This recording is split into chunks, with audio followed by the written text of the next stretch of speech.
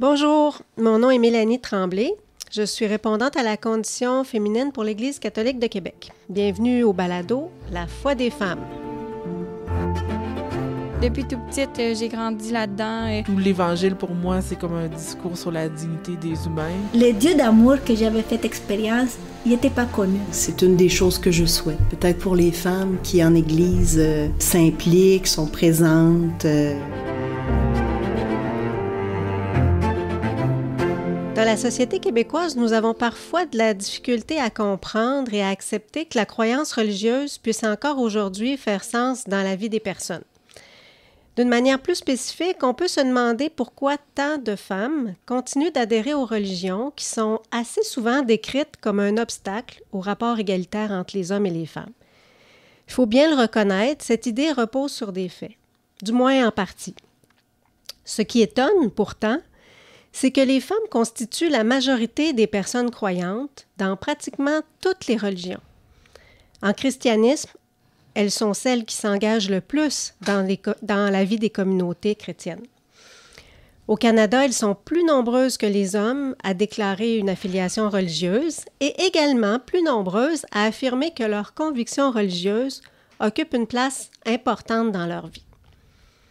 Si les religions discriminent les femmes, parfois jusqu'à la violence, comment se fait-il qu'elles continuent à y adhérer en si grand nombre? Pourquoi sont-elles encore si nombreuses à accorder de l'importance aux croyances religieuses dans leur vie? Qu'est-ce qui les motive et comment leur foi influence-t-elle positivement leur vie? À travers ce balado, j'ai eu envie d'amorcer la conversation avec ces croyantes, avec ces femmes de foi. Elles sont de générations, de milieux ou encore d'états de vie différents, mais elles partagent une chose, une appartenance religieuse et une foi qui les anime. Aujourd'hui, je rencontre Eliane Bolduc. Eliane a 22 ans, elle termine tout juste un baccalauréat en sciences infirmières. Elle travaille en salle d'accouchement et en soins néonataux. Elle est catholique et vit sa foi depuis toute petite. Bonjour Eliane. Bonjour Mélanie. Merci d'être là. Mais ça me fait plaisir. Merci pour ton invitation. Alors, tu m'as déjà dit, Eliane, que tes parents sont croyants et puis que tu as grandi dans un environnement où la foi a toujours été présente. Tu veux bien me raconter comment ça se vivait chez toi? Ben dans le fond, c'est bien simple. Ma mère, Stéphanie Bernier, pour ceux qui la connaissent, elle est très impliquée là, dans l'Église à Québec. Donc, ma mère travaillait pour l'Église catholique dans la paroisse de Loretteville là, quand j'étais tout petite. Puis, mes parents se sont rencontrés dans la Flambée, qui est un mouvement de jeunes adultes catholiques qui partageaient leur foi, qui faisaient comme des fins de semaine de ressourcement et tout ça. Donc, avec ma mère qui travaillait pour l'Église, mon père qui avait aussi une foi qui était vécue plus individuellement, mais quand même qui nous en parlait, ben c'est sûr que j'ai été élevée dans la foi. Puis, je me souviens que c'était mon père qui nous lisait les histoires le soir, puis le parrain de mon frère qui faisait lui aussi partie de la Flambée. Donc, c'était un beau mouvement là, qui a été présent dans la vie de mes parents. Le parrain de mon frère nous avait offert une Bible imagée et à chaque soir, on lisait une histoire là, dans la Bible imagée avec mon père. Donc, depuis tout petite, j'ai grandi là-dedans. Je me souviens que j'ai fait ma première communion à 3 ans parce que j'ai dit à mon père que j'avais faim puis il m'a dit « Tu peux prendre ça? » Puis là, ma mère, outrée, « Qu'est-ce que t'as fait? » Elle va comprendre plus tard. Donc, c'était un petit peu ça la dynamique chez moi. C'est beau. Alors, ça veut dire que, dans le fond, la foi chrétienne a toujours été présente dans ta maison, mais pas de manière particulièrement traditionnelle. Non, c'est ça. On vivait comme plus une foi, là, je dirais moderne, là, dans le sens qu'on n'allait pas à l'église à toutes les semaines parce que ma mère, travaillant dans l'église, voulait prendre ses fins de semaine pour faire d'autres loisirs. Mais la prière a toujours été très présente. Je me souviens qu'avant de me coucher, à chaque soir, mon père me faisait une prière pour dire merci à Dieu pour la journée, puis pour le remercier de protéger ceux qu'on aimait et tout ça. Donc, ça a vraiment été comme présent, mais pas omniprésent, je dirais. Là. On a été élevés là-dedans, mais sans que ce soit on fait un bénédicité avant chaque repas, etc. Alors, quand tu regardes ça avec un peu de recul, aujourd'hui, qu'est-ce qui te reste de plus précieux de cette expérience de vie de foi en famille? Ben c'est sûr que c'est un beau souvenir à chérir. C'est quelque chose que je trouve qui est difficile d'avoir en ce moment dans la vie. Tu sais, moi, mon conjoint, il est comme athée, là, il croit pas. Donc, je chéris ce souvenir-là parce que je sais que, personnellement, je pourrais pas offrir la même dynamique à mes futurs enfants. Mais c'est ça, je trouve que c'était une... tu sais, j'ai été élevée dans l'amour, dans l'entraide. J'ai même été élevée, justement, dans les sous-sols d'église et des choses comme ça. Donc, c'est vraiment comme pour moi, ce qu'il y a de plus précieux, c'est que c'est des beaux souvenirs à chérir auxquels je peux m'accrocher quand il y a des choses qui vont moins bien là, dans ma vie quotidienne. Puis, à quel moment tu dirais que tu t'es approprié pour toi-même que cette foi-là, que ta foi est devenue personnelle? Très tôt, ma foi est quand même devenue personnelle parce que je me souviens qu'à 2 ans, j'étais fâchée contre ma mère. J'ai été me cacher. Puis là, je marmonnais. Puis là, ma mère, elle me dit « À qui tu parles? » J'ai dit « C'est pas à toi que je parle, maman, c'est à Jésus. » Donc, même à 2 ans, ça faisait déjà partie de moi. Mais je te dirais que ce qui m'a vraiment permis de me lancer dans ma foi, c'est le mouvement salutaire qui est un petit peu comme la flambée, mais c'est un mouvement de jeunes catholiques, d'adolescents justement, là, qui se passait dans la région de Montréal, Montérégie, etc., où est-ce que je faisais des camps là, de ressourcement. Puis dans le fond, dans ce mouvement-là, on avait 4 axes, 4 comme les 4 axes de la croix.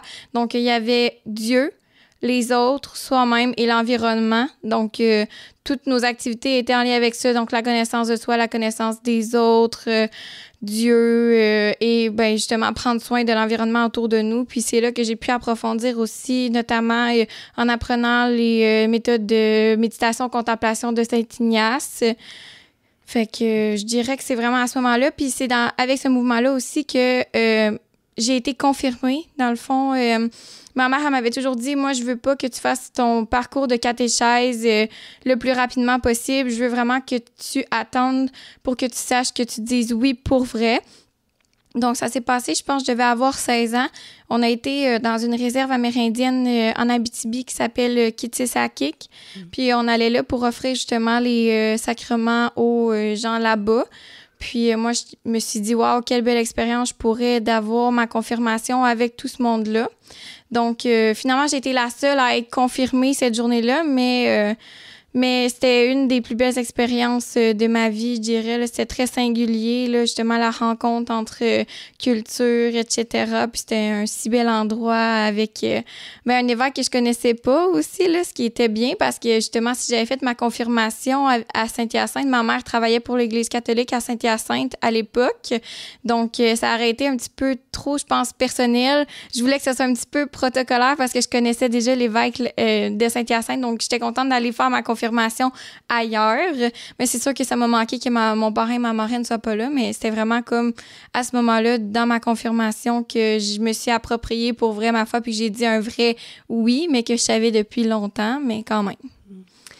Donc, c'est vraiment ton choix, ton initiative. Toi, tu as décidé, là, tu as dit, là, je vis quelque chose de significatif, c'est maintenant que je vais être confirmée. Oui, exactement. Moi, j'ai dit à ma mère, je m'en vais à Kitsisakik, j'offre les premiers sacrements, pas les premiers sacrements, mais tous les sacrements, là, on offrait baptême, première communion, sacrement du pardon, confirmation, etc. Mais j'ai dit, moi, je m'en vais vivre ça là-bas, ça va être unique, donc je veux être confirmée là-bas. Je savais, ça a comme... Tu sais, c'est comme apparu tout seul en moi. J'étais comme, bon, c'est maintenant que ça se passe. Tu sais, j'ai eu un appel à être confirmée là-bas. Puis, ouais, j'ai décidé ça. Puis, j'en ai parlé, bien évidemment, avec le directeur du mouvement salutaire. Puis, il était très d'accord avec ça. Là, donc, ça m'a permis de vivre une expérience unique que je vais me souvenir toute ma vie. Certainement, j'en suis sûre. Les gens de la communauté de Kitsisakik, comment ils ont vécu ça, que tu viennes dans leur communauté pour recevoir le sacrement de la confirmation? Dans le fond, comment ça fonctionne à Kitsisakik, c'est qu'ils sont encore un petit peu semi-nomades. Donc, il y a un village d'hiver, un village d'été qui est comme sur une petite île qu'on doit se rendre en bateau. Puis nous, on était sur le village d'été. Puis je te dirais qu'il y avait pas vraiment beaucoup de monde, là. Il y avait comme plusieurs personnes qui avaient abandonné cette tradition-là. Donc, il y avait pas... il était très peu. Mais honnêtement, les gens là-bas sont tellement accueillants. Puis c'était pas la première année qu'ils faisaient ça, là, le mouvement salutaire, d'aller là-bas. Donc, tu sais, ils nous connaissaient déjà. Nous, on se mêlait à eux. Tu sais, c'était pas juste d'offrir des sacrements, mais tu sais, aussi de vivre un petit peu la vie à leur manière, sans eau potable, il n'y avait pas d'électricité non plus. Tu sais, on les a aidés à nettoyer toute l'église, on les a aidés, des fois, on l'aidait en fendant du bois, des choses comme ça. Donc, c'était vraiment de s'intégrer là-bas, puis on était super bien accueillis, là. Il y avait une petite fille qui voulait toujours jouer avec nous. C'était comme si on n'avait pas, tu sais, de barrière l'un entre l'autre, là, comme on voit des fois dans la société, là, justement, que beaucoup de préjugés envers cette communauté-là. Là. Si je me fie à ce que j'entends de cette expérience-là, la foi, c'est très concret. C'est des actions, c'est des rencontres. En tout cas, à travers cette expérience-là, c'est ça que j'entends. Oui. Si tu devais choisir un seul mot pour décrire ta foi, Eliane, ce serait lequel? Le premier qui me vient, ce serait vivante, justement, parce qu'elle fait comme partie de moi. Tu sais, même si, justement, des fois dans le monde, en ce moment, on peut pas, tu sais, la laïcité, tout ça, on peut pas vraiment montrer nécessairement. Tu sais, moi, dans mon travail comme infirmière, je peux pas nécessairement dire que Dieu bénisse votre enfant, mais je peux le penser. Fait que je trouve que j'incarne ma foi au quotidien, puis c'est ça qui est important pour moi, puis c'est comme ça que je décrirais, là, vivante à travers moi, puis aussi à travers les autres, bien sûr. Quand il y a des gens qui me parlent de leur croyance à l'hôpital, ben je leur dis félicitations, que Dieu, justement, bénisse votre enfant. Tu sais, je me permets de le dire quand les autres partagent la foi avec moi, ben la même foi que moi. Mais sinon, tu sais, des fois, ça m'est arrivé souvent dans le cadre de ma vie quotidienne, de ma vie au travail, de dire « Bon Dieu, là, j'aurais besoin d'un petit peu d'aide ici » ou, tu sais, aujourd'hui, là, guide-moi, envoie-moi, quand je suis stressée d'aller au travail, guide-moi, envoie-moi qu'est-ce que j'ai besoin aujourd'hui. Donc, voilà. Ta relation à Dieu, elle ressemble à quoi? Je dirais que c'est une relation... une relation un petit peu singulière, dans le sens que, tu sais, quand ça va moins bien, là, je me retourne plus vers la prière. Quand ça va bien, des fois, je fais justement un petit coucou, genre « Ah, merci beaucoup pour tout ce que tu me donnes, pour tout ce que tu m'offres. » Mais je dirais que c'est plus une relation... tu sais, c'est comme un ami qui est toujours là pour moi. Mais moi, je suis comme ça avec tous mes amis dans la vie, là. Je veux dire, je suis pas la personne qui va prendre des nouvelles le plus souvent ou quoi que ce soit, qui va écrire le plus souvent. Mais une fois de temps en temps, justement, je fais des petits clins d'œil puis tout ça. Puis je sais qu'il est là pour veiller sur moi. Je sais qu'il m'aime. Puis ça me permet, justement, tu sais, dans les moments où est-ce que j'ai moins confiance ou quoi que ce soit, ben je sais qu'il est toujours présent et tout ça. Puis, tu sais, c'est pas juste moi dans ma famille qui est croyante. Pas mal tout le monde est croyant. Donc, justement, des fois, ça me permet, tu sais, je parle de lui avec ma famille, puis ça me fait du bien. Ça veut dire que ta relation avec Dieu, elle ressemble à tes relations avec les autres qui sont proches de toi, finalement. Exactement, oui. Puis tu dirais que quel impact elle a eu, cette relation-là avec Dieu, dans les choix que tu as faits dans ta vie? Tu es encore toute jeune, mais tu as quand même fait des choix importants parce que tu es au début d'une carrière. Alors, est-ce que ça a eu un impact, le fait que tu sois croyante, sur ton choix de métier, par exemple? Ben, je dirais que oui, parce que, tu sais, dans la Bible, on enseigne des valeurs comme justement le don de soi, l'entraide, l'amour, aime ton prochain comme toi-même. Donc, c'est des principes qui font en sorte que j'ai beaucoup besoin dans ma vie quotidienne. Comme infirmière, là, c'est vraiment une vocation. Donc, c'est pas pour rien que dans l'histoire du Québec, il y avait beaucoup de religieuses qui étaient infirmières parce que ça prenait justement ce dévouement, cet amour de l'autre, cet amour du malade, se prendre soin-là. Je pense que justement, le fait que je sois croyante, ça le fait en sorte que ça m'a poussée un petit peu vers la direction d'être infirmière. Puis justement, le fait que je sois croyante, ça m'a permis d'être dans le mouvement salutaire. Puis ça, tu sais, à l'adolescence, c'est difficile pour tout le monde, hein? On se cherche, on sait pas trop qui on est. Donc, ça m'a permis justement, à travers les ateliers de connaissance de soi, de savoir qui j'étais, de savoir que j'avais toujours quelqu'un sur qui compter dans les décisions difficiles, justement, que j'avais à prendre. Donc, Dieu a pris vraiment quand même une grande place dans les décisions que j'ai prises. Tu sais, des fois, on se lance dans l'inconnu, comme par exemple, j'ai décidé d'aller à l'université à Trois-Rivières, une ville que j'avais mis les pieds seulement une fois avant d'aller signer mon bail. Donc, c'est quand même une grosse étape. Je connaissais personne là-bas. Puis je me suis dit, bon, s'il y a quoi que ce soit qui va mal, je sais qu'au moins Dieu veille sur moi. Puis, tu sais, c'est ça qu'il me disait de faire, comme écoute-toi. Fait que j'y suis allée. Puis c'est ça. Dans le fond, quand je prends des décisions, c'est sûr que je consulte un petit peu moi-même, mais aussi Dieu m'a créé comme je suis. Donc je pense que justement, en me suivant moi-même, c'est un petit peu je suis ce que Dieu veut pour moi aussi. Donc je dirais que c'est pas mal ça. Mais j'entends une jeune femme qui semble être très confiante, hein? Confiante en celui qui t'accompagne, mais qui te permet aussi de faire des choix qui te ressemblent. Mais justement, en tant que jeune femme, est-ce que tu penses, toi, qu'il y a quelque chose de spécifique dans la foi féminine? Je dirais que oui, parce que tu sais, nous, les femmes, on est plus... on veut prendre soin des autres, etc. Donc, tu sais, comme notre instinct de maman et tout ça qui ressort, là, je pense que dans la foi des femmes, il y a beaucoup le fait qu'on prie pas mal pour que Dieu prenne soin de ceux qu'on aime. Tu sais, ma grand-mère, là, moi, elle me dit, à chaque soir, là, sur l'oreiller, je prie pour que Dieu il prenne soin de toi, de ton frère, de ton père, de ta mère. Donc, je pense que la foi féminine est spécifique de justement cet instinct-là de demander à Dieu de prendre soin de nous, mais de prendre soin aussi de tous ceux qui nous entourent. Puis je pense effectivement, comme tu disais tantôt, que de s'impliquer, tu sais, que les femmes s'impliquent plus. Tu sais, la foi féminine, je pense que c'est une foi qui est plus démonstrative aussi, dans le sens que, tu sais, nous, les femmes, on est davantage proches de nos émotions que les hommes. Donc, je pense que, justement, cette proximité-là, ça permet d'avoir une relation qui est pas mal singulière avec Dieu, puis avec les autres aussi, parce que, justement, en étant si proche de nos émotions, je pense que Dieu nous a donné ce talent-là pour qu'on puisse aller vers les autres. Puis, tu sais, mettons, quelqu'un qui est triste, moi, je suis sensible à ça. Fait que je vais aller le voir, savoir, tu sais, qu'est-ce qui se passe, je suis là pour toi et tout ça. Donc, je pense que c'est un don que Dieu nous a donné, puis qui fait partie intégrante de notre foi, puis qui est différent de la foi des hommes, là, qui sont un petit peu plus, j'ai l'impression, discrets, qui ont une relation peut-être un petit peu plus, tu sais, un par un avec Dieu. Tu sais, nous, j'ai l'impression qu'on est plus démonstratif, qu'on veut le partager à tout le monde, etc. Donc je pense que je dirais que oui, il y a quand même une certaine singularité là, à la foi féminine. Qui serait de l'ordre de la bienveillance, puis aussi de la démonstration. Ce serait tout ça quand tu dis on est plus démonstratif? Oui, j'ai l'impression que oui.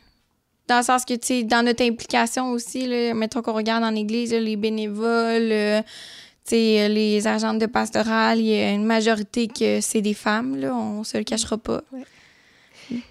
Comme on disait en introduction du balado, l'idée à laquelle on a affaire le plus souvent, c'est de penser que les institutions religieuses, ils sont un obstacle justement à l'émancipation des femmes parfois ou à l'égalité entre les hommes et les femmes. Alors toi, comment tu vois ta place puis ton rôle dans cette institution qu'est l'Église catholique? Comment je dirais ça?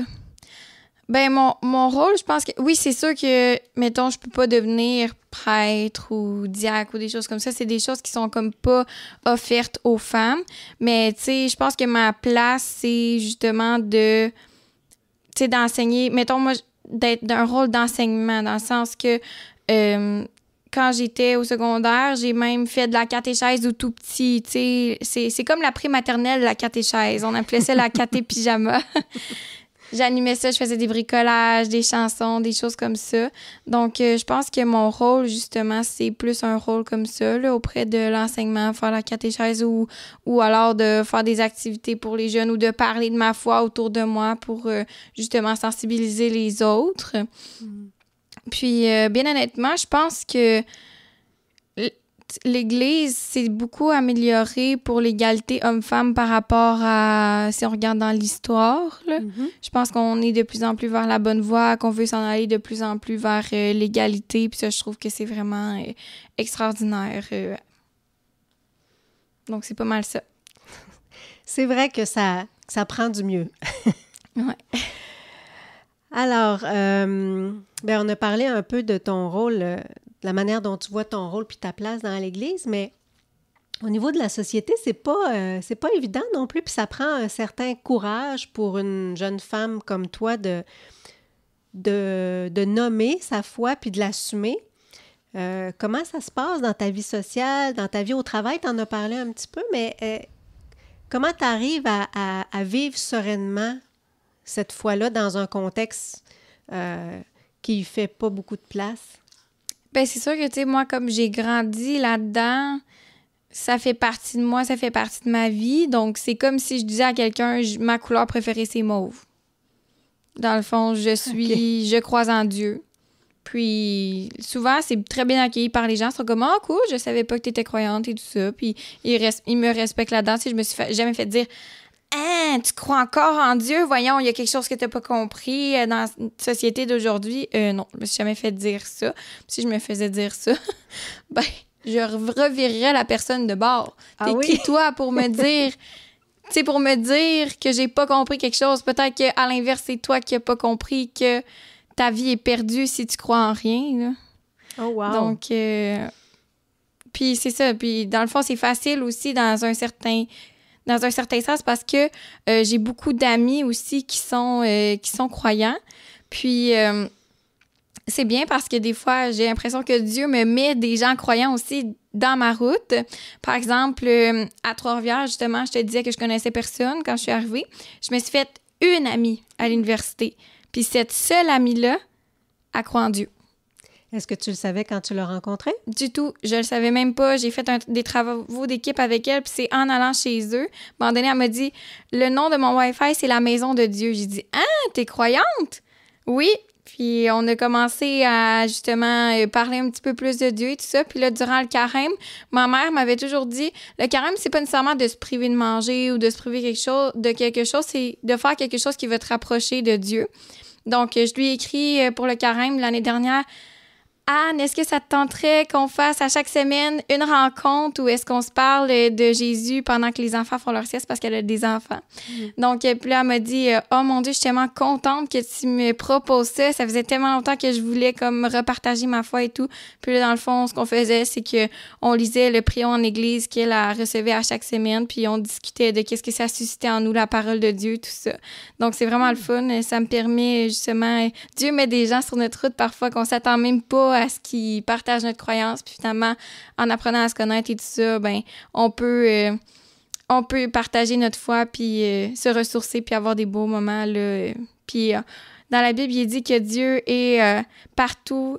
Quand il y a deux personnes, Dieu est entre ces deux personnes-là. Donc, moi, à chaque fois que je faisais ces partages-là, j'étais comme, ah, Dieu, il est avec nous. C'est vraiment le fun. C'est très beau. Est-ce que tu penses, parce que c'est pas la première fois que j'entends quelque chose qui ressemble à ça, mais est-ce que tu penses qu'intuitivement, on peut se reconnaître en te croyant sans que ce soit nécessairement raisonnable, parce que j'ai pas d'information qui me dit que cette personne-là est croyante, mais c'est comme si il y a comme une reconnaissance intérieure, ça se peut-tu? Oui, une reconnaissance intérieure. Je pense que oui, un certain instinct là, qui nous pousse à aller vers les gens qui ont la même croyance que nous, qui ont les mêmes valeurs que nous, qui pensent comme nous. Au début, pourquoi je me suis mis en travail d'équipe avec cette personne-là, c'est que je me disais, ah, elle a de l'air assidue, elle a de l'air d'être, tu sais, d'être à son affaire, elle a de l'air d'être disponible, tu sais, puis finalement, en faisant un travail avec elle, je me suis rendu compte que oui, mon intuition était vraie, puis aussi qu'elle avait les mêmes valeurs que moi, l'amour, l'entraide, le partage, la disponibilité, l'écoute, l'empathie, toutes des valeurs que je pense que tous les catholiques, nous, partageons tout le monde ensemble. Donc, je pense que oui, effectivement, peut-être qu'on a un petit radar intérieur qui nous attire vers ceux qui croient comme nous. Puis est-ce que tu penses que c'est vrai seulement pour les personnes qui partagent la même foi ou qu'il y a quelque chose qu'on peut reconnaître chez toutes les personnes croyantes, quelle que soit leur religion? Je pense qu'effectivement, oui, maintenant que tu le dis, peu importe la religion, je pense qu'on peut se rejoindre à un certain point dans le sens que tout le monde, on croit à quelque chose qui est supérieur à nous, qui est bienveillant, qui est là pour nous aider et tout ça. Peu importe, tu sais, que ce soit une croyance religieuse ou une spiritualité, tu sais, je me suis mis à aller dans un studio de yoga, puis dans le fond, les autres, c'est plus une spiritualité. Puis même de ça, il y a comme une certaine profondeur, une certaine connaissance de soi, le désir de vouloir toujours devenir la meilleure personne pour soit adhérer à la spiritualité ou pour soit atteindre, tu sais, Dieu nous a créés à son image, donc atteindre le plus la perfection possible dans ce que nous, on veut être, puis dans ce que nous, on est fondamentalement parce qu'il nous a créés comme ça. Donc, je pense que oui, effectivement, n'importe quelle spiritualité, religion a une certaine profondeur, une certaine manière d'agir qui permet qu'on puisse se détecter l'un envers l'autre, effectivement. Au secondaire, j'avais une amie qui était musulmane, puis c'était avec elle que je m'entendais le mieux. Penses-tu que c'est plus souvent les femmes qui portent cette ouverture-là ou cette aspiration à plus grand ou à une forme de spiritualité? Qui se partagent, je dirais que oui, parce que, mettons qu'on regarde, là, justement, les personnes qui sont, tu sais, mettons, les Juifs hassidiques qui sont super croyants, les musulmans, ou les hommes, tu sais, parfois certains hommes d'église qui sont vraiment by the book, etc., sont plus, tu sais, sont plus rigides. J'ai l'impression que, oui, il y a le radar à personne, mais qu'on n'est peut-être pas nécessairement ouvert plus à d'autres spiritualités, alors que les femmes, j'ai l'impression qu'on a comme cet amour-là en nous de tout le monde est bon, tout le monde mérite d'être aimé, donc on est attiré aussi, même si c'est pas la même spiritualité que nous, là, tu sais, on va se dire, là, dans l'histoire, là, c'est qui ont été faire les croisades? C'est les hommes, c'est pas les femmes. C'est les hommes qui se tapent dessus, là. Nous autres, on se tape pas dessus, même on s'entraide, j'ai l'impression, dans nos croyances et tout ça. Ouais. On a quand même une Jeanne d'Arc dans notre histoire. Oui, quand même, effectivement, faut pas l'oublier. Une courageuse. Une femme de conviction. Eliane, en tant que femme de foi, qu'est-ce que tu penses que tu as de plus précieux à apporter dans le monde? Mais la lumière de Dieu, je pense, qui brille à travers moi, comme j'ai dit, ça faisait partie de moi. Donc, je pense que, justement, tout le monde, on est des petites lumières. Puis ceux qui croient en Dieu, ben pas que je prêche pour ma paroisse, mais ceux qui croient en Dieu, on a une lumière un petit peu plus brillante que les autres. Puis je pense que c'est ça que j'ai de mieux à apporter au monde, tu sais, dans mon attitude, justement, dans ma générosité, mon amour. Tu sais, pour moi, tout le monde est beau, tout le monde est fin, tout le monde est parfait comme ils sont. Donc, je pense que c'est ça vraiment que j'ai apporté du bien-être aussi aux autres en essayant de les connaître pour ceux qui sont vraiment, etc. Puis justement, en partageant ma foi à ceux qui le veulent bien, tu sais. Des fois, justement, mon amie, tu sais, une de mes amies est bisexuelle, puis au secondaire, elle me disait « Oh mon Dieu, Eliane, je pense que Dieu, il m'aime pas, parce que dans la Bible, il est écrit que d'être homosexuel, c'est pas correct. » Puis là, j'ai dit « Vos minutes, là. » Je pense qu'il y a quelque chose qui t'échappe, dans le sens que Dieu, il te fait comme t'es. Puis Dieu, il aime tout le monde. Il nous aime tous égales. Il nous aime tous pour qui on est. Donc, si Dieu t'a créé bisexuel, il t'aime bisexuel ou homosexuel ou peu importe qu'est-ce que tu décides, point. Donc, justement, cette espèce d'interprétation-là, de justement profondeur, de, tu sais, à force d'en faire, là, justement, de l'analyse de textes dans la Bible, des fois, on se dit, bon, OK, ça, c'était bon pour l'époque, qu'est-ce que ça veut dire aujourd'hui? Tu sais, avec une certaine analyse, on peut transposer ça. Tu sais, il y a une leçon dans toutes les histoires aussi. Donc, on peut transposer ça à la vie puis essayer de partager aux autres, là, justement, qui vivent des peines, etc. Donc, pas que je pense que j'ai la bonne interprétation des choses ou quoi que ce soit, parce que, tu sais, je veux dire, un texte de la Bible, je le lirais, toi, tu le lirais, on n'aura pas la même interprétation, puis je serais d'accord aussi avec l'interprétation que tu as. Mais je pense que des fois, de faire voir aux autres aussi un autre côté des choses, justement, avec cette ouverture d'esprit-là qu'on était habitué d'avoir en tant que catholique, je pense que c'est ça que j'ai de mieux à apporter là, autour de moi. Moi, je te regarde là en face de moi, puis je vois une jeune femme articulée, lumineuse, pleine de vie. Alors, si quelqu'un t'approche puis dit « Hey, Eliane, j'aimerais ça partager ce que tu portes. Je trouve ça beau, je te trouve belle, lumineuse. » Comment on fait pour être comme ça? Qu'est-ce que tu lui répondrais? Ben, je lui répondrais premièrement que ça prend du travail sur soi. Tu sais, dans la Bible, ça dit « Aime ton prochain comme toi-même ». Donc, c'est sûr que tu dois commencer par te connaître toi puis t'aimer toi-même avant de pouvoir justement apporter cette belle lumière-là qu'il y a aux autres. Parce que si tu n'as pas confiance en toi, si tu t'aimes pas, ben tu restes un petit peu... tu sais, dans l'ombre et tout ça, tu laisses pas aux autres la chance de voir qu'est-ce que toi, tu peux apporter au monde. Donc, c'est de réfléchir à savoir qu'est-ce que moi, je peux apporter au monde. Tu sais, moi, ça m'a pas pris 2 minutes, là, savoir, là, c'était quoi mes qualités. Oui, c'est quoi mes défauts. Tu sais, même des fois, tes défauts, là, moi, ma maladresse, c'est ce qui fait le plus rire mon conjoint. Mais c'est une des choses que j'aime le moins, donc tu sais, qu'est-ce que ça prend pour devenir comme ça? Je pense beaucoup d'amour, beaucoup de confiance. Non seulement d'amour de soi, mais d'amour des autres et d'amour de Dieu, de la confiance en soi, de la confiance en les autres, de la confiance en Dieu. Je pense que, puis tu sais, justement, en n'importe quelle autre spiritualité, mais je pense que ça prend quelque chose auquel tu t'accroches quand, tu sais, je veux dire, moi, je suis pas tout le temps up la vie comme aujourd'hui, là. Mais des fois, ça prend justement quelque chose à quoi s'accrocher. Justement, bon, OK, là, aujourd'hui, ça va pas très bien. On l'a envoyé à Dieu. Demain, ça ira mieux. Tu sais, on peut pas être parfait tout le temps aussi. Tu sais, moi, là, avant, je voulais être parfaite, plaire à tout le monde. Des fois même, je me niais qui j'étais pour ça. Mais avec le temps, en travaillant sur soi, on comprend que ben faut rester fidèle à qui on est, puis que ça permet justement d'apporter la lumière aux autres. Puis ma marraine m'a déjà dit, fais un choix pour toi et tout le monde va suivre. Ah oui. Et à partir de ce moment-là, ben c'est ce que je fais. Que de sagesse pour une jeune femme de 22 ans. Ça va être quoi quand tu vas être une aînée qui va avoir toute la vie derrière elle? J'espère juste qu'on ne me parquera pas dans un CHSLD.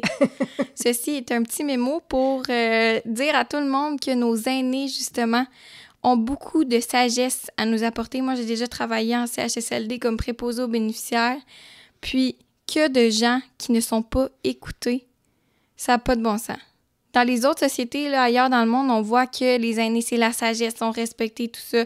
Donc, respectons nos aînés, tout le monde, et prenons le temps qu'ils nous racontent leur histoire, parce que justement, si moi, on dit que je suis sage à 22 ans, imaginez-vous, eux, avec tout ce qu'ils ont vécu aussi. Ça vaut la peine d'apprendre à les connaître, d'apprendre à connaître ce qu'ils ont vécu dans leur époque. C'est grâce à eux qu'on est rendu justement aujourd'hui avec non seulement plus d'égalité hommes-femmes, avec une église justement qui est plus sensible à la réalité des femmes, à la réalité notamment des Autochtones, etc. Donc, c'est grâce à qui on a eu dans le passé qu'on est qui on est maintenant dans le présent. Puis c'est grâce à nous qu'on va influencer aussi ceux qui sont dans le futur. Donc, nous aussi, il faut quand même qu'on se force un minimum pour inspirer les autres puis pour faire changer les choses qu'on veut qu'ils changent aussi. Je t'écoute, puis ça pourrait être un beau discours d'une meneuse. Hein? Ça, c'est inspirant, en tout cas. Si tu avais justement le pouvoir de façonner le monde comme tu le rêves, ça aurait l'air de quoi, ton monde idéal? Mon Dieu, mon monde idéal. Un monde où est-ce que je ferais des parties barbecue avec mes voisins? Ah oui? Ouais. Un monde où est-ce qu'on serait beaucoup moins individualiste, beaucoup moins centré sur nous-mêmes, mais plus sur les autres. Justement, un monde qui serait basé sur les valeurs de l'amour, de l'entraide, puis du respect des autres, du respect de l'environnement dans lequel on vit, justement. Dans mon monde idéal, là, on ferait plus de choses pour les changements climatiques aussi. Donc, dans mon monde idéal, il y aurait beaucoup plus de sourires, beaucoup plus de « je te salue quand je te rencontre dans la rue ». Je pense que ça manque un petit peu, là, cet esprit de communauté-là. Puis c'est peut-être aussi ça qui fait en sorte que nous, les personnes croyantes, on a un radar à autres personnes qui sont croyantes parce que on a ce désir de vie de communauté, d'esprit de communauté qui est comme un petit peu déficient, je trouve, dans le monde actuel, occidental, du moins. Oui. Tu as évoqué justement des failles de notre monde, hein, que ce soit au niveau environnemental, au niveau des relations, du soin des uns des autres, des aînés notamment. Toi qui es proche de Dieu, quel regard tu penses que Dieu porte sur notre monde aujourd'hui? Je pense que c'est un regard peut-être un peu désolé, mais rempli d'espoir, dans le sens que, oh mon Dieu, je vous ai donné toute cette intelligence-là et ça l'a mené à là où est-ce qu'on est aujourd'hui. Mais il est encore temps de changer les choses, c'est parce que là, vers où est-ce qu'on s'en va vers une destruction de la planète, là, éventuellement, là. Tu sais, Dieu, d'après moi, le gaspillage alimentaire, le gaspillage, le fait qu'on est tout le temps sur nos écrans aussi, tu sais, avec les téléphones cellulaires et tout ça. Je pense qu'il y aurait comme le goût, là, des fois, de nous prendre, là, de nous shaker un petit peu puis de nous dire, là, c'est où qu'on s'en va, là? Je pense que tu te rends pas compte d'où est-ce que tu t'en vas, là. Tu sais, comme, mettons, moi, des fois, mon petit frère, là, ou quoi que ce soit, là, tu sais, des gens autour de moi que j'ai l'impression qu'ils prennent pas la bonne décision, qui shake un petit peu, genre, réveille, là. Moi, c'est pas là que je veux que tu t'en ailles, là, parce que moi, j'avais prévu comme que tu t'en irais là, puis là, ben, ça marche pas, là. Fait que je pense que c'est ça, c'est un regard rempli d'espoir, je pense, mais je pense qu'il est un peu, je pense que si j'étais à sa place, je serais un petit peu déçue de voir, justement, que tout cet esprit de communauté-là, toute cette... Tu sais, on s'est éloigné, veux pas de lui en tant que société, même des fois en tant qu'individu. Tu sais, comme tu disais, c'est pas facile, là, dans la société aujourd'hui de montrer notre foi, là. Fait que je pense qu'il serait content qu'on retourne un petit peu vers ses enseignements, mettons. Éliane, on partage la même foi. Moi, je suis catholique aussi, comme toi. Alors, je te propose de te porter dans ma prière. Qu'est-ce que je pourrais demander pour toi? Je dirais que je viens de finir l'école, comme tu l'as mentionné en début de balado. Moi, l'école, tu sais, ça a toujours été... Je fais mon école pour me rendre où je veux être, soit être infirmière avec un baccalauréat. Maintenant que ça, c'est terminé, il me manque un projet, là. Il me manque de projet. Fait que si tu avais appris pour moi, je pense que tu pourrais dire, Dieu, essaie de l'inspirer, de lui envoyer le Saint-Esprit pour qu'elle puisse savoir un petit peu c'est quoi la prochaine étape. Je suis comme rendue là dans ma réflexion. Besoin d'être guidée. Oui. Alors, tu peux compter sur ma prière, belle Éliane. Merci. Et moi, qu'est-ce que je pourrais demander pour toi dans ma prière? Ah, ben, tu pourrais... Attends, il faut que je réfléchisse. Je ne m'attendais pas à me faire retourner la question comme ça. Mais je pense que tu pourrais demander au Seigneur qu'il me permette de garder les oreilles, le cœur, les mains ouvertes. Parce que, comme tu le disais, des fois, comme être humain, on peut avoir tendance à vouloir se refermer sur soi-même, sur ce qu'on connaît bien, sur ce dans quoi on est à l'aise. Mais moi, je pense que toute la vie est accueillir dans l'autre, dans le différent. Donc, si j'avais quelque chose à demander, c'est la grâce de cette ouverture, de rester ouverte, accueillante, à l'écoute. C'est une très bonne idée. Tu peux compter sur ma prière aussi. Merci. Quelle belle conversation! Merci d'être venu de Trois-Rivières pour qu'on puisse se rencontrer aujourd'hui. Ce que je retiens, c'est une jeune femme qui est pleine de vie, qui est pleine de confiance, hein, parce qu'il y en a un autre dans sa vie sur qui elle peut s'appuyer. Puis, je retiens aussi cette conscience de la bienveillance, puis du courage, de la foi des femmes, qui a quelque chose peut-être d'unique à apporter à notre monde. Puis j'aurais envie de te laisser le mot de la fin. Mon Dieu, c'est toi qui me prends de court maintenant? Je m'attendais pas à ça. Je pense que, en terminant, je dirais aux femmes, justement, de continuer d'être bienveillantes, de continuer d'être aimantes, de continuer à être confiantes en elles, puis de prendre leur place dans la société, dans leur foi, dans leurs croyances, puis de ne pas hésiter justement à être fidèles à qui elles sont pour pouvoir se projeter plus loin dans la vie.